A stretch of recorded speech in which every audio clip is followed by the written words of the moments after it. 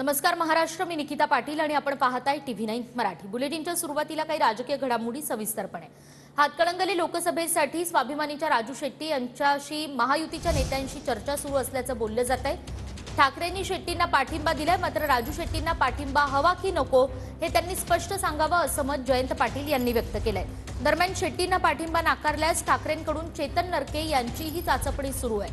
जर शेट्टी हे महायुतीमध्ये गेले तर ठाकरे गटाकडून चेतन नरके यांना पाठिंबा दिला जाणार असल्याची माहिती सूत्रांकडून मिळतेय।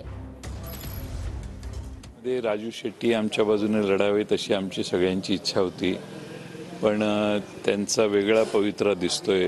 शिवसेनेचे नेते त्यांच्या संपर्कात होते आणि आम्हाला वाटत होतं की एकत्रितपणाने ते शिवसेना, काँग्रेस, राष्ट्रवादी यांच्याबरोबर धर्मनिरपेक्ष आघाडीत सहभागी होतील, पण सध्याचं चित्र असं काही दिसत नाही। त्यांनी पाठिंबा नाही घेतला तर मग महाविकास आघाडीला सर्व ठिकाणी उमेदवार उभे तर करावेच लागतील ना।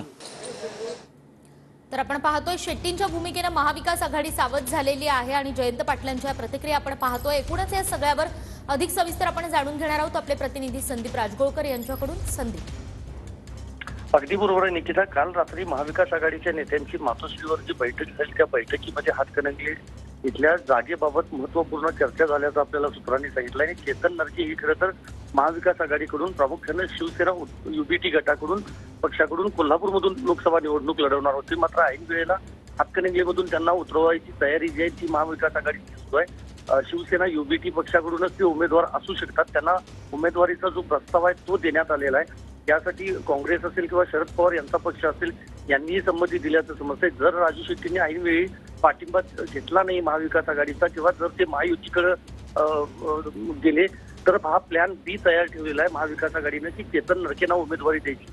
आता चेतन नरके उभा राहतात का हा मोठा प्रश्न आहे, कारण त्यांनी तयारी जी केली होती ती कोल्हापूर लोकसभा मतदारसंघातून केली होती आणि हातकणंगले लोकसभा मतदारसंघातून ऐन वेळेला त्यांना हे उतरवलं जातंय, त्यामुळे ती उमेदवारीचा प्रस्ताव स्वीकारतात का हे बघणं देखील महत्वाचं असणार आहे। अगदी संदीप, सविस्तर जाणून घेत राहू आपल्याकडून। तुर्तास धन्यवाद।